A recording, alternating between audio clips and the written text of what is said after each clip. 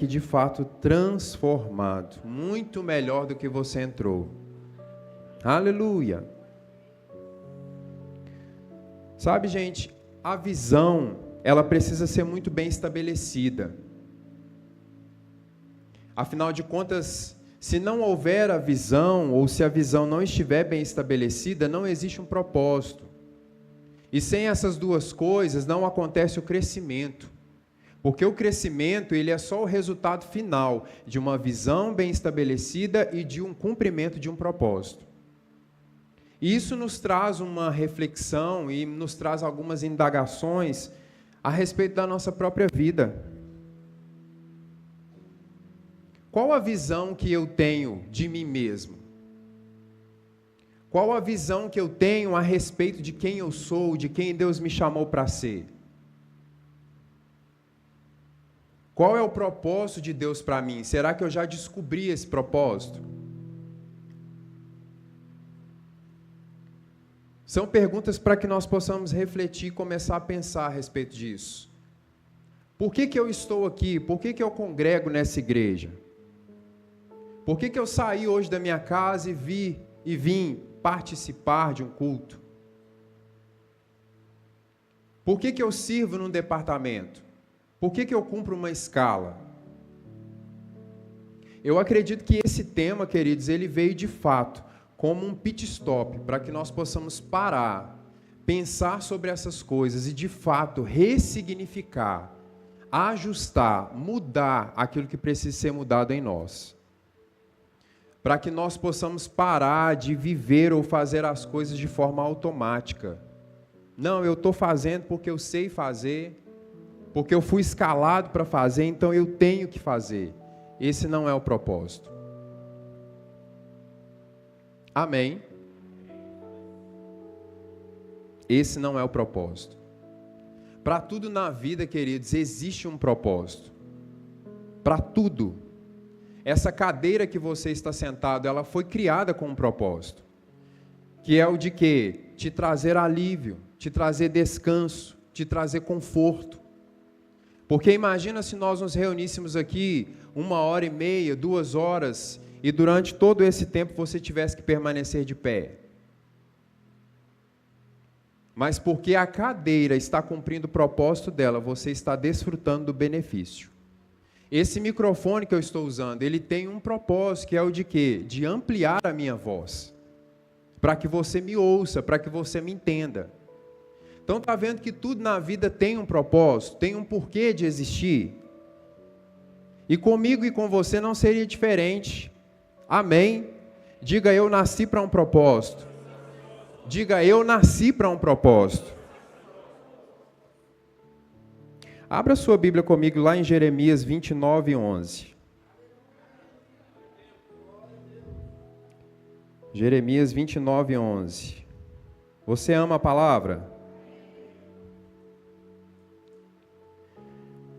Jeremias 29:11. Eu vou usar aqui a versão NVT, viu, produção?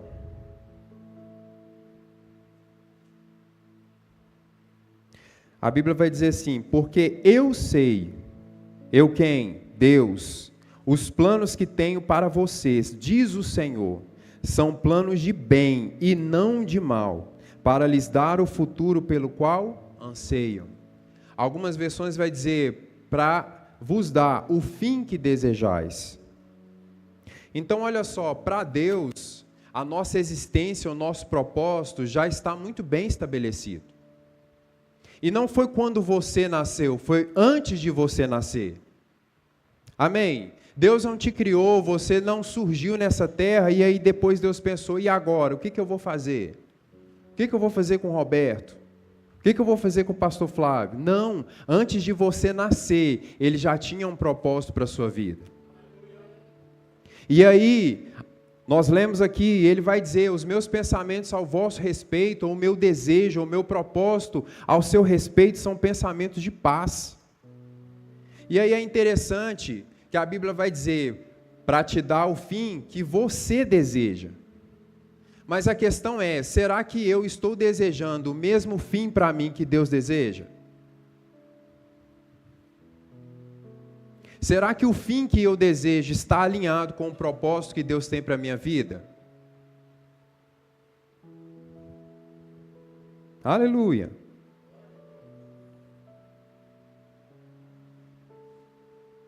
Muitas vezes, querido, o fim que nós desejamos, na maioria das vezes, está relacionado ou está ligado a coisas, a bens, a ter, a possuir.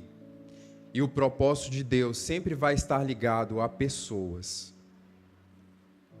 Essa é a diferença. Talvez na sua cabeça, quando você pensa, tá, eu vou ter o fim que eu desejo, então eu vou ter casa boa, eu vou ter um carro bom, eu vou viajar. Isso é lícito, você pode estar liberado para desfrutar de tudo isso. Mas eu vou dizer de novo, o propósito de Deus nunca teve a ver com coisas, e sim com pessoas. E sabe que para cumprir o propósito, você vai ter acesso a coisas, mas sempre com a finalidade de servir pessoas. Aleluia! E isso nos faz pensar sobre renúncia e associação, que são as duas pontas da corda. Mas como assim, Tiago? Quem aqui é pai e mãe? Levanta a mão. Quase todo mundo. Então você há de concordar comigo que você deseja o melhor para o seu filho, amém? Antes do seu filho crescer, você já tem um pensamento, um propósito de paz, de bem para a vida dele. Você deseja que o seu filho seja bem-sucedido em todos os aspectos, que ele tenha um bom emprego, que ele conquiste uma família, que ele constitua família. É ou não é assim, gente? E com Deus não é diferente. Antes de você nascer, Ele sonhou com você, e como eu disse, Ele estabeleceu um propósito para a sua vida. Só que existe uma coisa chamada livre-arbítrio. Deus não vai escolher com quem você vai casar, Deus não vai escolher onde você vai trabalhar, Deus não vai escolher as pessoas com as quais você vai se relacionar. Na cabeça dele já está tudo pronto. Só que Ele te deu, ou Ele nos deu, o direito de escolher. É por isso que eu falo sobre renúncia e associação. Por quê? Porque para vivermos o propósito de Deus, nós vamos ter que renunciar a algumas coisas. Nós vamos ter que abrir mão de algumas coisas. Coisas lícitas, muitas vezes, mas que está fora do propósito de Deus para a nossa vida. Sabe, querido, o propósito de Deus para nós, ele é perfeito. Para você cumprir o propósito de Deus nessa terra, não vai te faltar nada. Talvez na nossa cabeça a gente precisa ter para ser. Na verdade, o Senhor te fez ser, e por isso você vai começar a ter.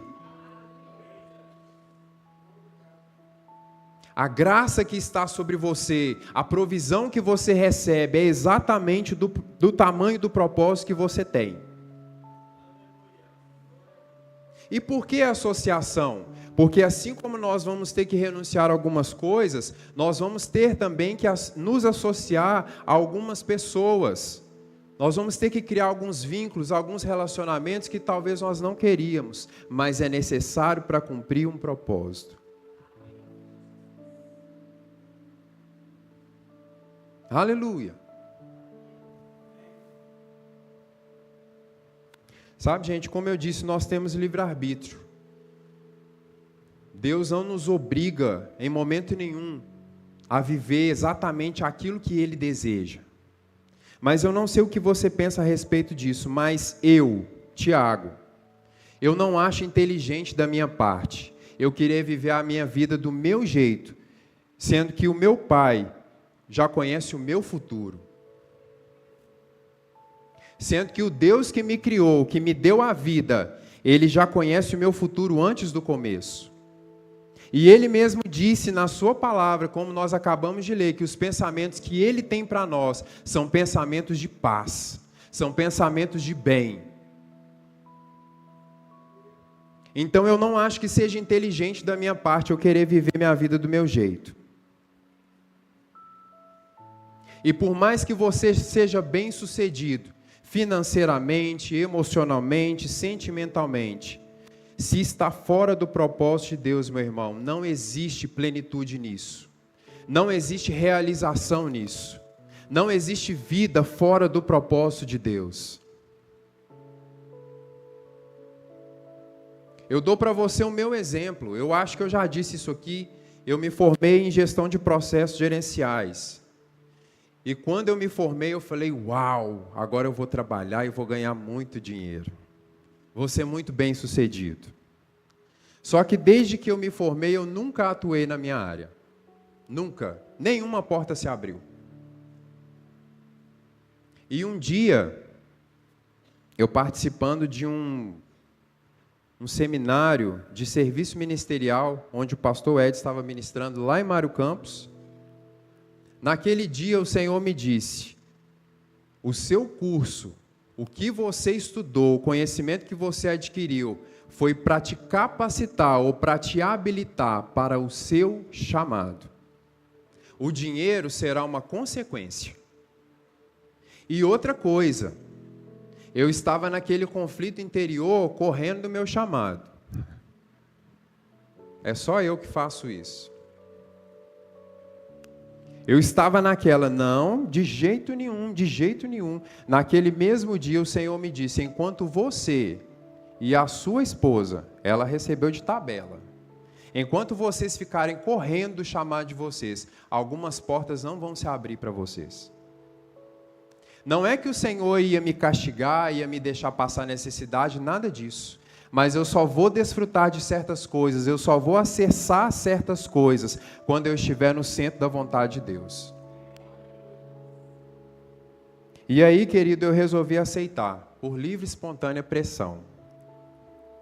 E de fato eu tenho vivido coisas que eu nunca imaginei, ou que eu não viveria fazendo outra coisa, ou buscando outra coisa. Existe o propósito natural e o propósito sobrenatural. Qual que é a diferença? O propósito natural é crescer, estudar, se casar, ter filhos, e por aí vai. E o propósito sobrenatural, que é o que nós fomos chamados ou nascemos para viver, é fazer e ter tudo isso, mas com a consciência de que nós somos filhos de Deus. E que nós não estamos aqui por acaso. Nós não existimos por acaso. Nós estamos aqui para sermos respostas para o mundo. Onde existe um problema, você é a solução. Por causa daquilo que você carrega. Onde existir a doença, a enfermidade, você carrega a cura. Onde existir a tristeza, você carrega a alegria. Onde existir a aflição, a perturbação, você carrega a paz que excede todo o entendimento. Esse é o propósito sobrenatural, pelo qual nós devemos viver. Amém? Deus está falando com você nessa noite? Aleluia! Agora eu quero falar com você sobre 3 aspectos dentro desse tema de ampliando a visão. Eu falei aqui sobre propósito, agora eu quero falar sobre isso, sobre ampliar a visão. Mas antes de entrar propriamente dito aqui no assunto, eu quero te dizer, meu querido, que para que a minha visão ela seja ampliada, eu preciso começar a ver do ponto de vista de Deus. Eu preciso mudar a forma como eu vejo as coisas. Eu preciso, de fato, ressignificar. Como assim, Tiago? Esse microfone aqui dá para descer, gente? Beleza. Vou fazer igual o Davi. Vou descer. Para ficar claro para vocês, aqui é como se fosse a minha visão natural. Daqui eu não consigo ver lá fora, porque a minha visão está limitada por causa do painel que está ali. O painel é uma barreira que se colocou na minha frente para que eu não consiga enxergar do outro lado. Essa é a visão natural, essa é a visão humana. E a visão do ponto de vista de Deus? É quando eu estou no lugar mais alto. Porque daqui, ó, eu consigo enxergar lá do outro lado. Ai, Senhor. Deixa eu beber água enquanto você vai refletindo. Sabe, queridos, você nunca vai entender o propósito, você nunca vai conseguir alinhar a sua visão, enquanto você estiver olhando do ponto de vista natural, porque sempre vai se colocar uma pressão, sempre vai ter uma circunstância, sempre vai ter uma barreira à sua frente. Mas quando você sobe do ponto de vista de Deus, você começa a enxergar como Deus enxerga, você consegue enxergar o propósito lá do outro lado. Essa é a diferença. Jesus nunca disse que seria fácil, que o caminho estaria livre para você cumprir o seu propósito. Mas Ele também disse que Ele não te abandonaria. Ele também disse que Ele seria com você em todo momento. Ele também disse que haveria suprimento. Ele também disse que haveria graça. Ele também disse que haveria forças renovadas. E mais do que isso, para garantir o que Ele disse, Ele colocou dentro de você o Espírito Santo, que te habilita, que te capacita a cumprir o seu propósito, independente daquilo que se coloca à sua frente.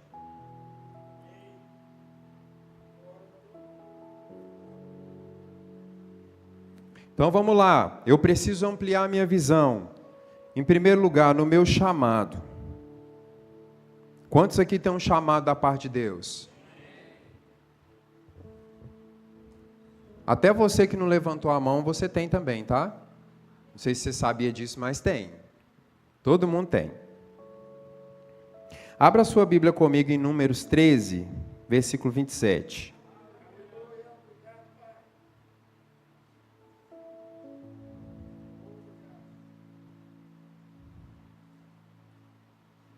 Aqui só para contextualizar para vocês, está contando a história dos 12 espias. Amém? Foram aqueles 12 homens, né, líderes de tribos, que Moisés enviou para a terra de Canaã, a fim de observar a terra, de verificar a terra, de saber como era a terra que eles estavam prestes a possuir.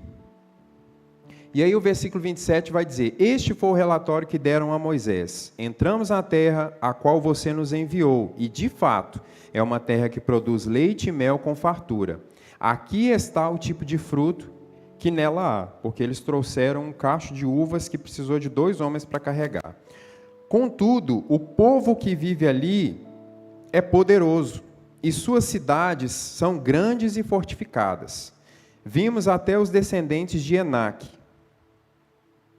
Vamos lá para o versículo 33. Vai dizer assim: vimos até gigantes, os descendentes de Enaque. Perto deles nos sentimos como gafanhotos, e também era assim que parecíamos para eles. Ou seja, é a forma como aqueles homens se viram diante das circunstâncias. Sendo que Deus já havia prometido a terra. Deus já havia dito que aquela terra seria daquele povo.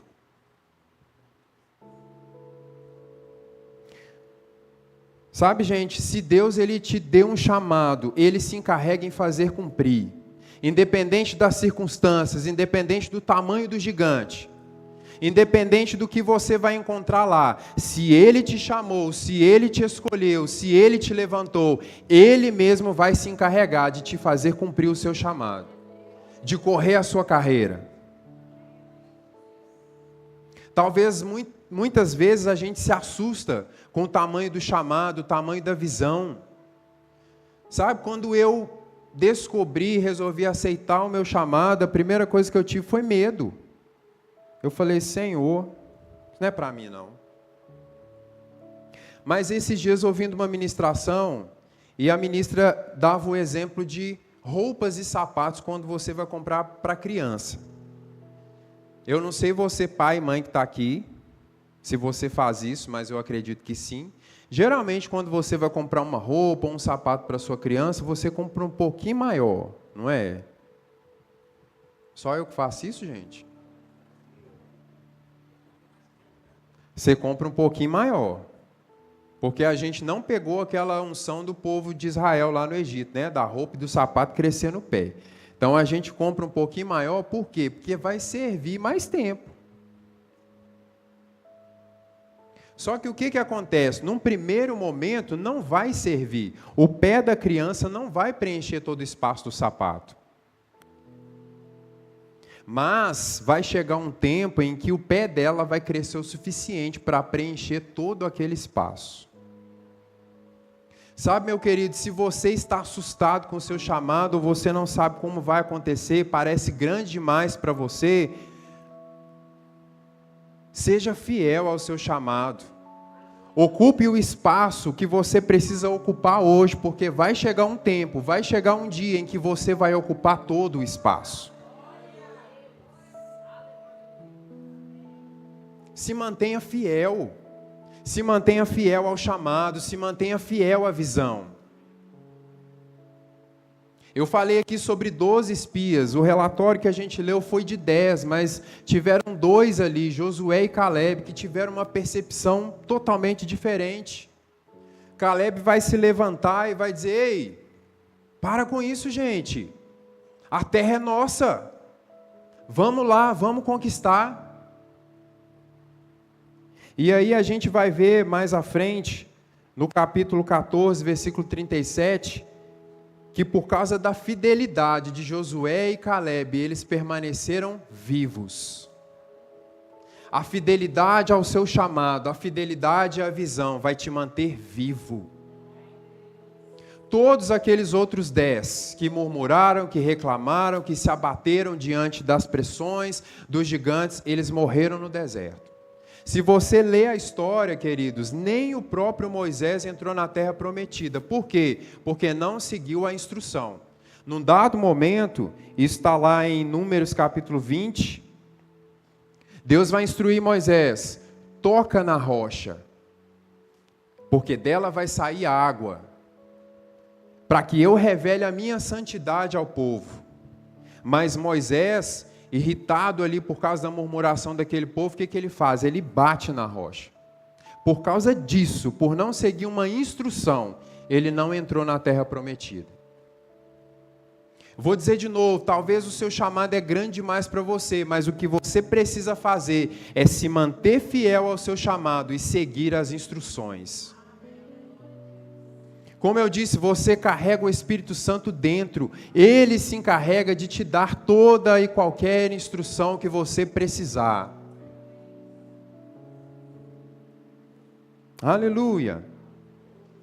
Outra coisa, eu preciso ampliar a minha visão no meu modo de viver.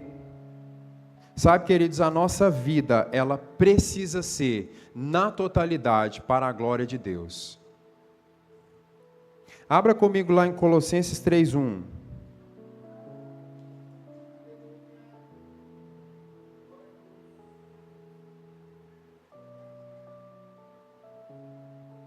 Colossenses 3:1 vai dizer assim: uma vez que vocês ressuscitaram para uma nova vida com Cristo, está falando comigo e com você, mantenham os olhos fixos nas realidades do alto, onde Cristo está sentado no lugar de honra, à direita de Deus. Pensem nas coisas do alto e não nas coisas da terra.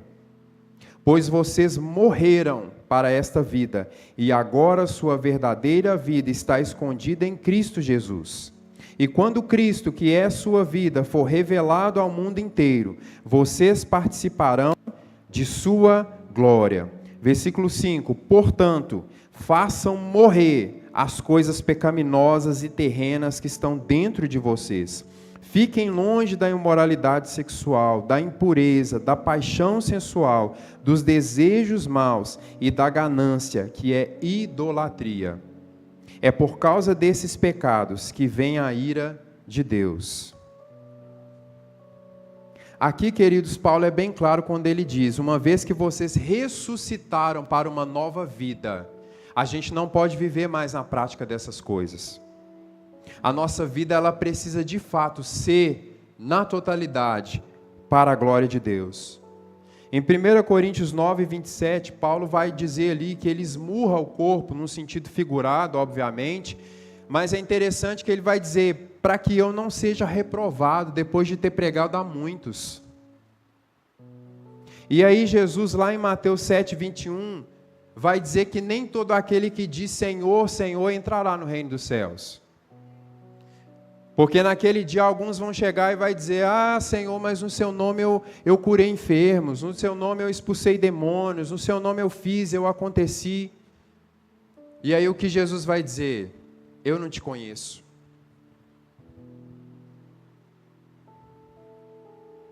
Sabe, queridos, nós carregamos uma unção, mas essa unção, ela não é nossa. E isso é muito sério. Sabe por quê? Tem muita gente brincando com essa unção.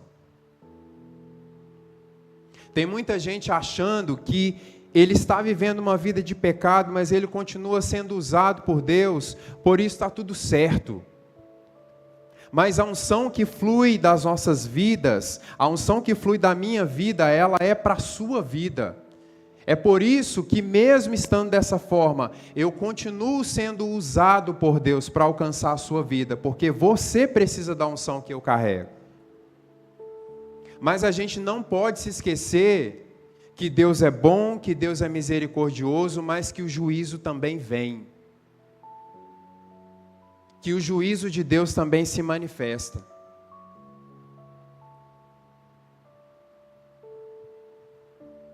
Quer um exemplo disso? O rei Saul. Ele não perdeu o Espírito Santo imediatamente. Mas quando o Espírito Santo foi retirado dele, meus irmãos, ali colocou um fim no reinado de Saul. Sabe, talvez por causa dos seus dons, das suas habilidades, porque isso é irrevogável, você continua fazendo, você continua sendo usado por Deus. Mas se o Espírito já não está mais sobre você, não adianta.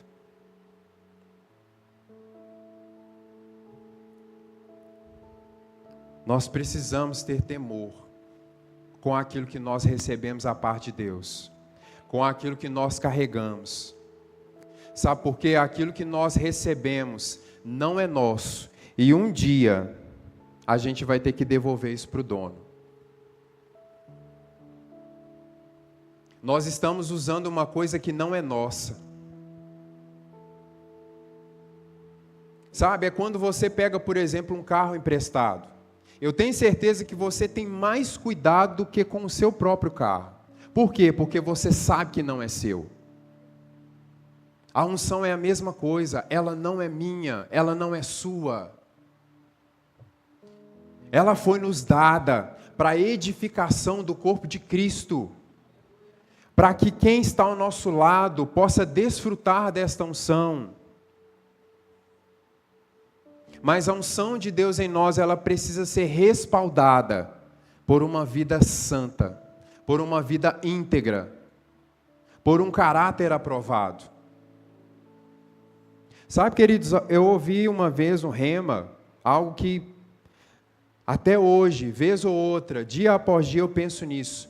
O Espírito Santo, ele habita em mim e em você, amém? Ele não é uma visita, que ele entra, sai, ou seja, ele está o tempo todo aqui. Você já parou para pensar que você submete o Espírito Santo a participar de coisas que ele não deveria? Você já parou para pensar que a gente submete o Espírito Santo muitas vezes a ouvir coisas que ele não deveria?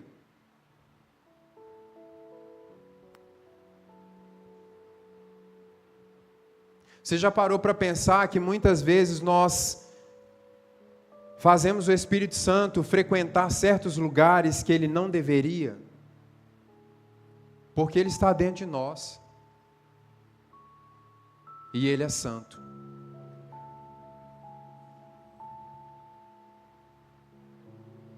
Então eu vou dizer de novo, de fato precisa haver temor nos nossos corações. De fato nós precisamos ampliar a visão para o nosso modo de viver e saber que nós não podemos viver de qualquer forma, de qualquer jeito. E por último aqui eu quero falar sobre ampliar a visão no congregar. 1 Coríntios 12, eu não vou ler aqui para a gente ganhar tempo, lá vai falar de duas coisas interessantes nesse contexto de congregar, nesse contexto de igreja. Primeiro vai falar dos dons do Espírito, que são 9 dons. E depois ele vai falar sobre o corpo de Cristo como um membro. Aliás, sobre a igreja como o corpo de Cristo, como cada um sendo um membro, onde Cristo é o cabeça. E aí, eu quero já indicar para vocês esse livro, Por que Precisamos dos Dons do Espírito Santo. Queridos, os dons do Espírito, eles são para a edificação da igreja. E é algo que não ficou lá atrás, que não foi para a igreja primitiva, é algo para os nossos dias. E Rick Renner aqui, ele vai dizer algo interessante, que os dons do Espírito precisam estar em manifestação na igreja, porque através deles nós vamos trazer Jesus do passado para o nosso presente. Como assim, Tiago? Por meio das manifestações ou da manifestação dos dons do Espírito, as pessoas verão que os mesmos milagres que Jesus fazia antes, Ele continua fazendo hoje. Que as mesmas curas que Jesus operava antes, Ele continua operando hoje. Que os mesmos profetas que Deus usava antes, Ele continua usando hoje. É por isso que nós, enquanto igreja, nós precisamos buscar os dons do Espírito. Eu vou deixar isso para casa para você, depois você lê lá, 1 Coríntios 12. E depois ele vai falar sobre ser membro de um corpo. Cada um de nós aqui somos um membro desse corpo que é a igreja de Cristo. E cada um de nós tem a sua importância. Cada um de nós tem a sua contribuição para a edificação desse corpo. Sabe, querido, você precisa se sentir pertencente a esse corpo. Eu perguntei para você lá no início, por que você vem à igreja, por que você congrega? Quando a gente entende isso, a gente muda a nossa forma de pensar. A gente para de pensar que eu frequento uma igreja. Aí eu começo a pensar que eu faço parte dela. Mais do que isso, que eu sou a igreja. Atos 2:42 vai falar sobre a igreja primitiva. Lá vai falar que eles repartiam os seus bens, eles tinham tudo em comum, ninguém tinha falta de nada. Ali está falando sobre o cuidado uns com os outros. Ali está falando da unidade do corpo de Cristo. E Jesus, em João 17:21, ele vai fazer uma oração ao Pai. Ele vai dizer que o desejo dele era que nós, aqueles que creriam, fossem um, assim como ele e o Pai eram um. Sabe, meus irmãos, que o mundo não vai nos reconhecer pelo tamanho da nossa igreja, pela quantidade de membros que nós temos aqui. O mundo não vai nos conhecer pela excelência que nós temos. O mundo não vai nos reconhecer pela arrecadação que nós temos. O mundo não vai nos reconhecer pela fachada maravilhosa que nós temos. O mundo vai reconhecer Cristo por meio da nossa unidade, por meio do amor. E não é o amor falado, mas é o amor expressado.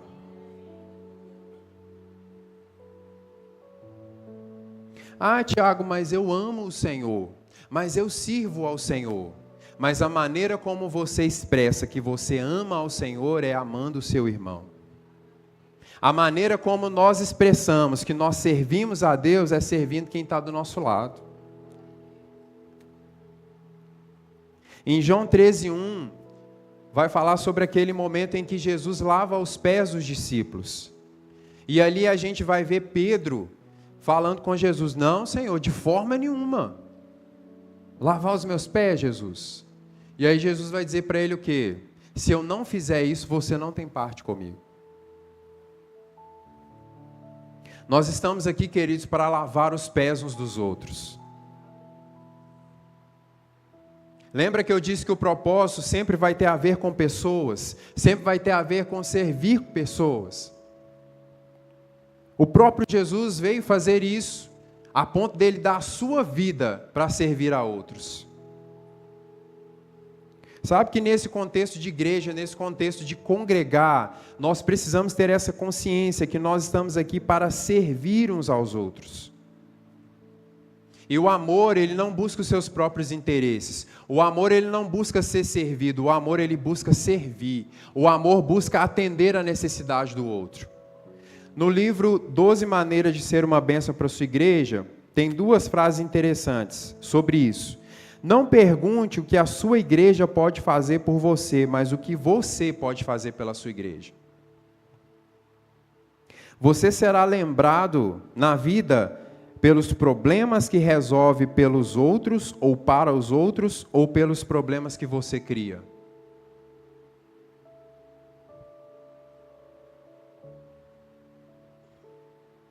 Ah, tá, Tiago, eu sirvo na igreja, mas eu sou voluntário.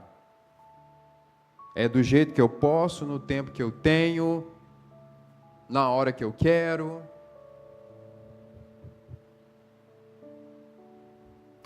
Meus irmãos, quando eu estava preparando essa ministração, o Senhor foi falando coisas, eu falei, Senhor, é isso mesmo que eu tenho que falar? Ele é. E nós somos ministrados primeiro, tá?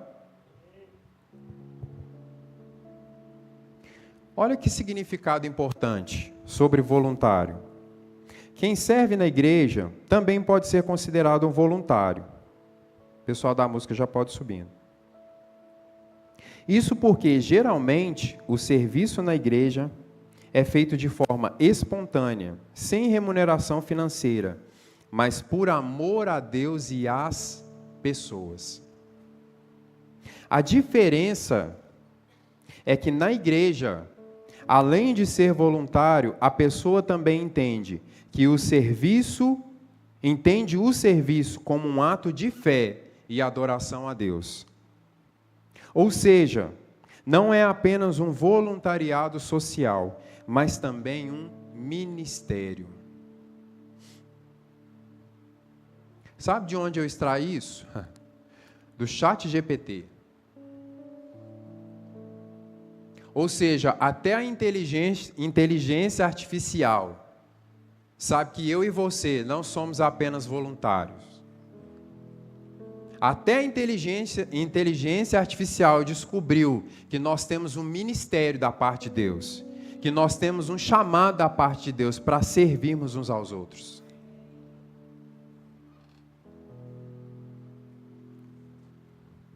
Isso nos mostra que você não está aqui à toa, que você não faz parte dessa igreja à toa.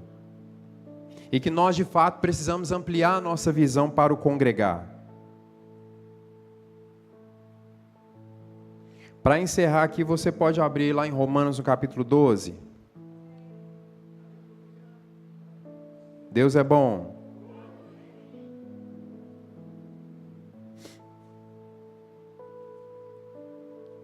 Romanos, capítulo 12, versículo 6.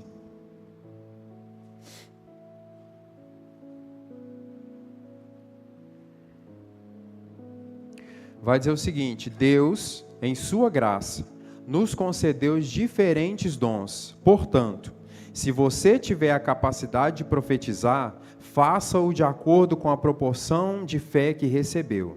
Se tiver o dom de servir, sirva com dedicação. Se for mestre, ensine bem. Se o seu dom consiste em encorajar pessoas, encoraje-as. Se for o dom de contribuir, dê com generosidade. Se for o de exercer liderança, lidere de forma responsável. E se for o de demonstrar misericórdia, pratique-o com alegria. Amem as pessoas sem fingimentos. Odeiem tudo que é mal, apeguem-se firmemente ao que é bom. Ou seja, queridos, todos nós recebemos um dom da parte de Deus. Todos nós temos algo ou carregamos algo em que essa igreja, esse corpo, precisa. A fim de edificar o corpo de Cristo. E aqui eu estou falando para você num contexto de congregar, mas nós podemos aplicar isso em todos os contextos da nossa vida. Quando a gente entende que o propósito é servir pessoas, a gente começa a alcançar pessoas por meio de fazer isso.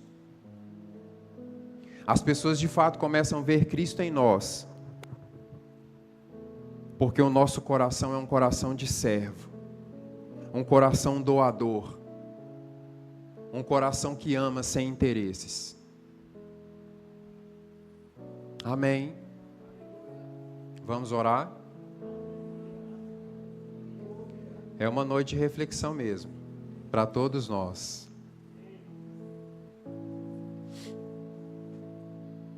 E eu quero fazer algo com vocês. Eu pedi o pessoal para preparar uma canção, e talvez você não conheça. Mas nós vamos fazer o seguinte, eu vou pedir à produção para abaixar as luzes, e eu quero que você feche os seus olhos. Quero que você feche os seus olhos e se concentre ou se conecte agora à presença, ao Espírito, e faça uma reflexão, querido, sobre tudo isso que foi ministrado aos nossos corações essa noite. E deixe que cada palavra dessa oração cantada trabalhe dentro de você. E se você sentiu o desejo de orar, de pedir perdão, de se arrepender, porque o arrependimento, meus irmãos, não é só para aquele que está numa vida de pecado e precisa aceitar Jesus, não. O arrependimento são todos os dias. Nós precisamos nos arrepender todos os dias.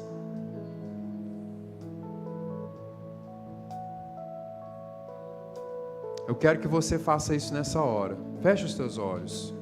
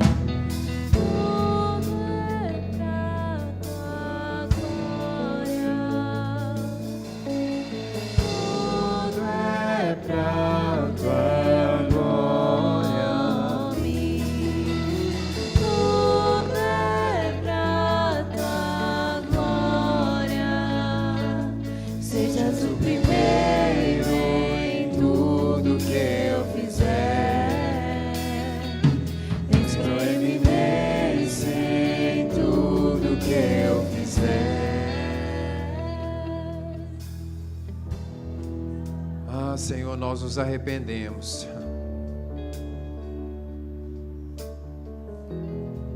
Nós nos arrependemos de viver a nossa vida do nosso jeito.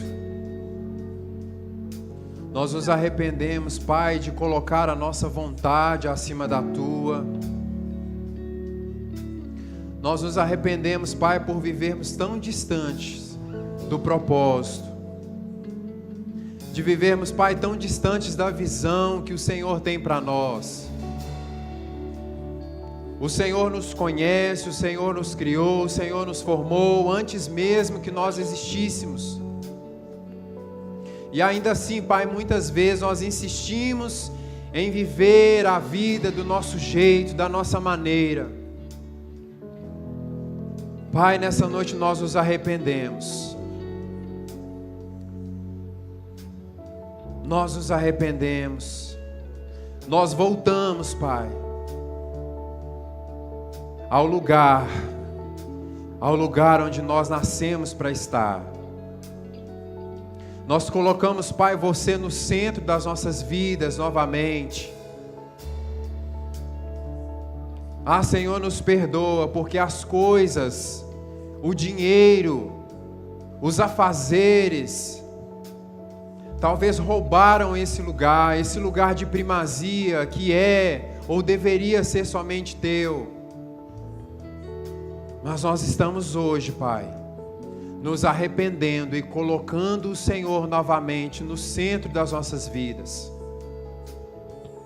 E de fato, Pai, que a nossa vida, ela seja para a Tua glória. Que você, de fato, Pai, seja o primeiro em tudo que nós fizermos. Que você, de fato, seja o motivo da nossa existência, o motivo da nossa busca, o nosso anseio.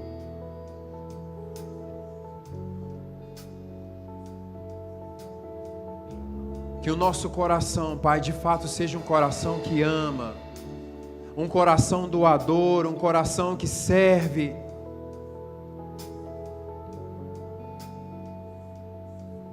Que nós possamos de fato buscar, Deus, buscar a Tua face, não somente as Tuas mãos, somente aquilo que pode nos favorecer, não aquilo que nós queremos fazer, mas aquilo que precisa ser feito.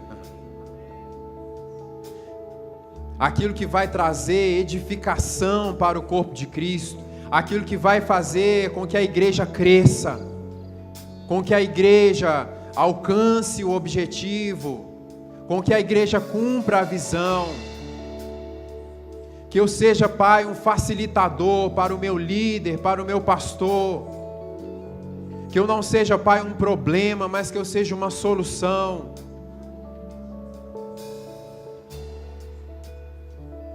Em nome de Jesus. Essa é, Pai, a nossa oração nessa noite.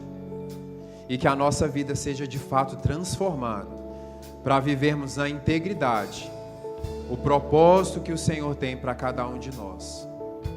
Em nome de Jesus. Em nome de Jesus.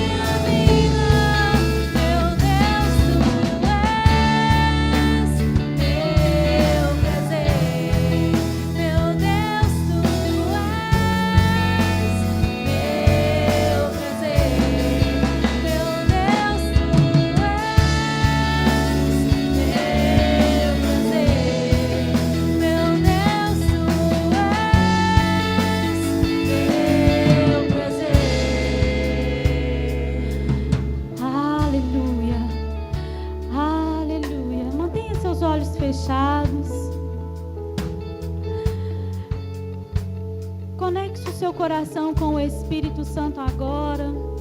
Você que fala em outras línguas, comece a